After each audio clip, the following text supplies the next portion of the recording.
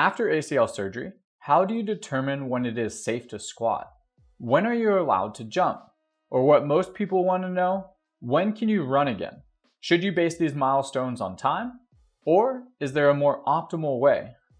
Hello and welcome. I'm Dr. Tony Camella, physical therapist with E3 Rehab. In today's video, I'm going to review 10 movements or tasks which are key components of ACL rehab that can be performed and progressed based on functional criteria rather than time. In 2020, Buckthorpe and colleagues developed 10 task-based progressions to help serve as a guide for returning to sporting activity following ACL reconstruction.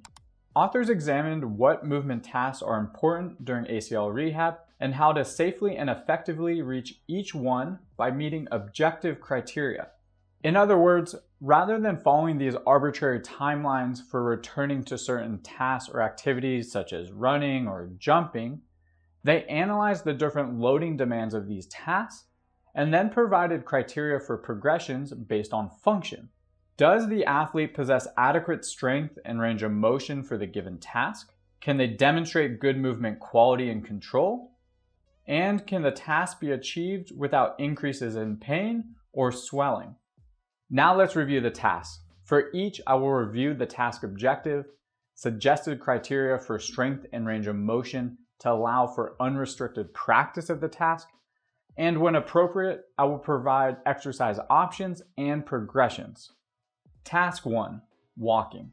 The task target is to restore normal walking with no limp and without the use of assistive devices. Requirements include restoration of full knee extension range of motion and good quadriceps recruitment, as demonstrated by the ability to maintain full knee extension during a straight leg raise. If you want to learn more about exercise options for regaining knee extension range of motion, check out our other YouTube video on that topic. You can find a link for that in the description box down below. Task 2, bilateral squat. The task target is to perform a squat to 90 degrees with less than 20% asymmetry between legs. Requirements include full knee extension, greater than 90 degrees of knee flexion, and the ability to perform 8 to 10 single leg repetitions on a leg press with at least 50% of body mass. Since the goal is to squat with about equal weight on both feet, being able to single leg press 50% of body mass demonstrates that an athlete has the necessary strength to complete this task. Here's an example of a simple squat progression by gradually increasing load. A bodyweight squat, to a goblet squat using a dumbbell or kettlebell, to a barbell back squat.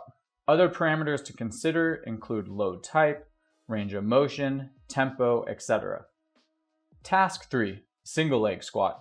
The task target is to perform a single leg squat to 90 degrees. Requirements include at least 120 degrees of knee flexion and the ability to perform 8 to 10 single leg repetitions on a leg press with at least 80% of body mass. If the goal is to support and move full body weight on one leg, being able to single leg press close to 100% of body mass demonstrates that an athlete has the necessary strength to complete this task. Here's an example of a single leg squat progression. A split squat, to a reverse lunge, to a rear foot elevated split squat. Another option are single leg box squats. A progression could be an eccentric single leg box squat, to a kickstand box squat, to a single leg sit to stand, and to a single leg box squat. Task 4, bilateral landing. The task target is to demonstrate a controlled landing from a submaximal height. This helps prepare an athlete for single leg drills such as running and single leg landing. Bilateral landing can create forces up to 1.5 to 2 times body weight. Therefore, an athlete should demonstrate the necessary strength to accept these forces. Authors suggest possessing at least 130 degrees of knee flexion and be able to perform 8 to 10 single leg repetitions on a leg press with at least 100% of body mass and or 8 to 10 double leg repetitions on a leg press with at least 150% of body mass. Landing from an elevated surface is an example of this task. Step off an elevated surface and land on 2 legs. This can be progressed by gradually increasing the height of the surface. The athlete should demonstrate good control of the trunk, pelvis, and knee in the frontal plane, and appropriate knee and hip flexion in the sagittal plane. Task 5, running. The task target is to demonstrate optimal running gait on a treadmill at slower speeds, about 8 kilometers an hour or 5 miles per hour.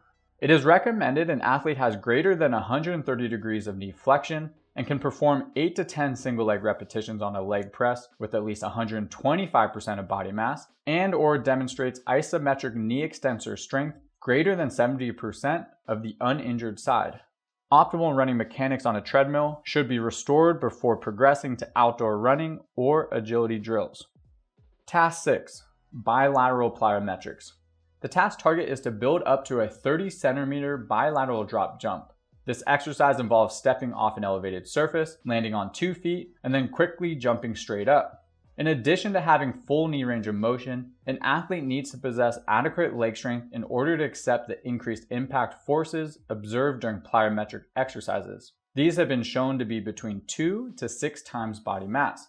Therefore, authors recommend athletes demonstrate isometric knee extensor strength greater than 80% of the uninjured side, and can perform 8 to 10 single leg repetitions on a leg press with at least 125% of body mass. To progress this exercise, start at a lower height and then slowly build up to 30 centimeters as tolerated. It is important that the athlete demonstrates good movement quality during the exercise, meaning they are able to control for dynamic knee valgus when landing. In addition to the drop jump, other plyometric variations should be used and include vertical, horizontal, and rotational components. Here's an example of a vertical plyometric progression: a non-counter movement squat jump, to a counter movement squat jump, to a continuous squat jump. Task 7. Single leg landing and deceleration. The task target is to demonstrate optimal single leg control and kinematics during a deceleration from a straight line run. Can the athlete control dynamic knee valgus? Is there minimal pelvis and trunk movement in the frontal plane? Are they able to get into 90 degrees of hip flexion and knee flexion? Single leg landing and deceleration tasks can require up to 2 to 3 times body mass on each limb, so it is important the athlete possesses adequate strength. In addition to full knee range of motion, an athlete should demonstrate isometric knee extensor strength greater than 80% of the uninjured side, and or can perform 8 to 10 single leg repetitions on a leg press with at least 150% of body mass. An athlete can start with linear running with gradual increases in speed, and when appropriate, can introduce a deceleration component. Another exercise option is single leg landings from an elevated surface. Start at a lower height of 20 centimeters and then build up to 30 centimeters and eventually 40 centimeters over time. Task 8. Single leg plyometrics.